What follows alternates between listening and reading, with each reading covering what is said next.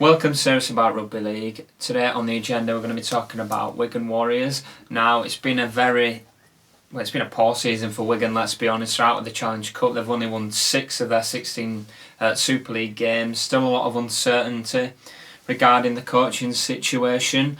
But they're 4 points off the bottom of the league, but they're actually only 4 points off the playoffs, off 5th position. Now, I've got 2 Wigan fans with me today, Paul and Sean. I'll come to you first, Sean. Do you think Wigan are good enough to make the playoffs, and will they make the playoffs? I think there's an element that you've got to look. I mean, you always speak about history. I think there's an element of historical sort of evidence you've got to look at, and I think when you talk about teams like Wigan, like St Helens, like Leeds, like Warrington, those teams that over the last decade have made sort of every time they've had half a chance to do something, they've done it.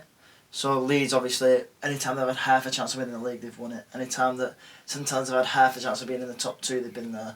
So like Wigan have got half a chance to get into the playoffs. So I think on that element they've got the know-how and there's enough experience within the club. So you've got to argue that they can.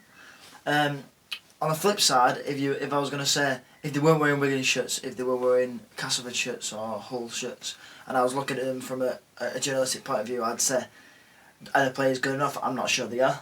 The squad in general, I'm not sure it is as good as obviously as I'd want it to be, but as good as we can expect it to be. Well, the one thing you've got to say is that Wigan came. They won 3 in a row, and then the next 2 league games were away at the New Camp and at the Magic Weekend against Warrington, which is obviously one of the hardest places to go is to play Catalans away, and then against one of the best teams in the league at a neutral venue. So that didn't play into Wigan's hands. Whereas the next 5 games, you've got Hull away, which is very winnable. Leeds away, which is very winnable. Huddersfield away, which is very, very winnable. Salford they've already beat twice, and they've got Hull at home as well. So you've got to look at those 5 fixtures and say 4 of those 5 should be wins if you're looking from a Wigan's fan's perspective. And if you're going to win 4 of those 5, then all of a sudden that table looks a lot different, and they're probably in the top 5. Yeah. Well, I'll come to you, Paul, because Sean talked about it there. Wigan have the know-how, but most of what we're talking about there is under Sean Wayne. Now Adrian Lamb's come in, and he's had things difficult, the whole Sean Edwards saga, and he's a bit uncertain on his own position. But is he the man to get Wigan into the playoffs this season, and is he the man to lead them to success in the future? Well, I'm not sure if he is or if he isn't, but I've always said he deserves a chance to prove whether he is or he isn't. I mean, it's been a total shambles from the start of the season. It all started with the salary cap. With the getting deducted 2 points with the salary cap nonsense. I think they were coming into the season as champions. We were looking ahead, get the season out of the way. Then we've got Sean Edwards coming next year. The whole club was on a high. Then all of a sudden, it's back to the Wigan of old. Of all the comments about this and that about the salary cap. Okay, it was only by a few thousand, but I mean, the club have got to look at themselves over that. And this Agent Lab thing, it's an absolute farce, to be honest. We've been following Sean Edwards everywhere, wondering what he's going to do. He's changed his mind. I mean, okay, they had him on a verbal contract, which would have been binding, and the right to let him go. But as for Lamb, I'm not too sure. But at the moment, he's pardon the pun, he's a lamb to the slaughter, isn't he? He's not got no real authority with the players.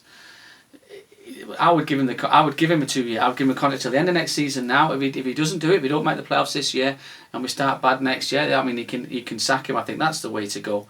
Hopefully he is the man. He proves that he's the man. But the players think, he tries to get some discipline in training. And let's be honest, the discipline at the club this year has been another thing that's been poor. The players have been in the news for all the wrong reasons. They're never on the back pages of the rugby papers. It's always on the front for what's been going on off the field. I think they're looking at it. We're not going to be here next year anyway, so it's not your decision what happens to me. I think give the guy some authority. Let him prove to himself whether he is or isn't the man for the job. That would be the way to go. Another big problem with that is that he's inherited a Sean Wayne team that plays Sean Wayne rugby, and Sean Wayne rugby is tough up in defence, simple players that will score enough points to beat the ones that you can keep out. Adrian Lamb doesn't play that kind of rugby. Adrian Lamb, and there's no doubt in this, and I don't care who you are, people will probably try and disagree with me. I've seen Wigan pretty much every game this season. Wigan play very, very good, attractive, attacking rugby. And when they're playing well, you cannot defend that kind of rugby. Wigan's biggest problem isn't scoring points, it's conceding them.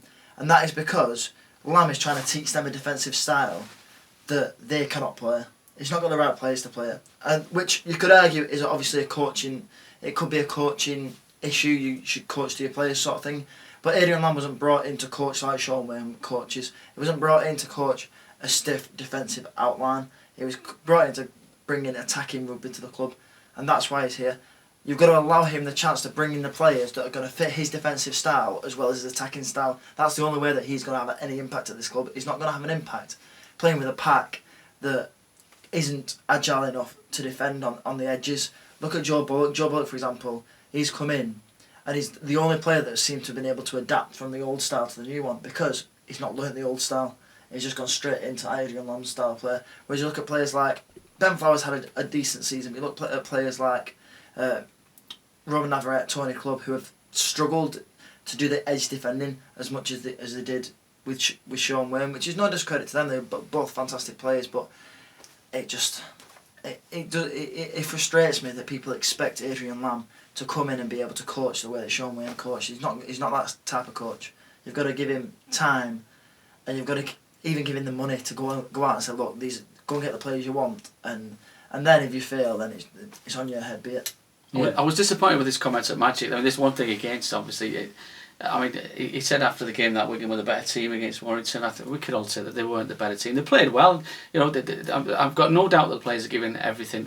They're giving 100%. They're leaving everything on the field. But you know, Warrington were the better side. And he went on, and a lot of coaches. I don't like listening to coaches going about bad decisions. I mean, okay, it was. You know, he gave that knock on against Tauta. I think that's what he was talking about. But that was, as Sean said about the defence, that was on the 40-yard line. It wasn't like he gave one. I mean, they still had to go and score from there. You don't have the same confidence in Wigan defending their own line as you did under Sean Wayne. But like I say, he is in a pretty much a no-win situation at the moment. If he does well, he's gone next year. If he doesn't do well, he's gone next year. As things stand, I think they need to put that right, and then we can move forward and hopefully see some improvement. So what do you think Ian Lanigan is actually waiting for then? Do you think it's almost a scenario of you've got to improve and get into the playoffs, otherwise we're going to look elsewhere? And where do you see Wigan next season? Is it going to be a complete change? Because George Williams might be going, there's then changes in the halves. Is it another overhaul? Look, where? I think you look at the pack, and I did say that Navarrete and Clubb have struggled, and they have, but they're still quality players, and they will adapt. And we all know that defensively, we all know that they're capable because we've seen it in the past. Especially Tony Clubb, we've seen it in many, many big games where he's gone 3, 4, 5 tackle stints on his own. He's well capable of doing it. It's just whether we can bring in the right back row and back line that can play that quick, sort of flamboyant rugby that Lamb wants to play. Because at the minute, and Williams, obviously the big talk about him going to Canberra, it seems like it's a done deal, but he's not doing it. I'm sorry, like it sounds harsh because obviously he is a talented lad and he's got a lot of assists this season, but he's just not doing it week in, week out. And when a squad's so depleted, you need somebody doing it week in, week out. You had a 2-week spell where you had your starting back line where before Manfredi before Samet got fit and then got injured, and then Manfredi obviously got injured again. But you had your starting 1 to 7, sorry, and we looked immense going forward. We looked absolutely immense going forward. But you're not going to keep a 1 to 7 fit all season. It doesn't happen at any club in Super League, so you can't expect it. So what you need is when there's 1 or 2 players are out, you need your players that are on the most money and have got the most reputation to come out and play the game the best. Yeah. And Williams hasn't been doing that, and that's a big problem for Wigan at the minute. No. That needs addressing in the off season. Whether they can tie up Hastings it seems a difficult question at the minute. Obviously Leeds are interested now, the NRL's interested. But if we can't get him, we need to look for an immediate replacement. Whether you look through your academy, you look elsewhere, but it needs to come. They need to put bums on seats at Wigan as well. I think the crowds are really poor. I think they have been for a few years, even under the successful years. There's not much to excite the fans at the moment, I don't think. The signings they're making, I mentioned Bullet. It's great to see players come from the Championship and playing in Super League, but other clubs are signing for the NRL, and I do think Wigan needs to start looking over there. I mean, if Williams does go, that's going to free up quite a bit of salary cap space to get as well to get a big name signing in, which is probably going to excite the fans, which is another thing I think that Wigan really do need to do at the moment. I mean, this year we've had the World Club Challenge to look forward to in the Barcelona game, but I think the performance in Barcelona really, I think that really upset a lot of people, because I mean we were really, really poor that day against a team who a few weeks before Wigan had beaten quite convincingly. So I think that's another thing that needs addressing is getting bums on seats in the DW. It's just not entertaining at the minute, is it? And it is. The Wigan fans have spent a lot of money this year. They've had to go to Barcelona, obviously. The Magic Weekend, as everybody else has to do. But we've had to go to Barcelona. We've had an away trip in the Cup. We had the World Cup Challenge game as well. Wigan fans have spent a lot of money following this team this year. And as it looks, the way if we do sneak into the playoffs, we might have to play Catalan away again, which is even more money Wigan fans. But Wigan don't seem like they want to spend the money on the players to go and get those fans to come in week out. And something needs to change. And we said it a few weeks ago, but something needs to change at the top before it's going to change on the field for me. Yeah, I'm just looking at the table here, and there's teams there who you would obviously expect Wigan to be above. Now I'm going to finish with one word or one number. Where will Wigan finish at the end of this season? What position? 7th. 5th. Hope of optimism there. 5th. I don't think it's a possibility, but 5th.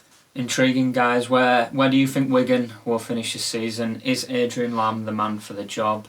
Let us know in the comments. Don't forget to like, subscribe and hit the notification bell.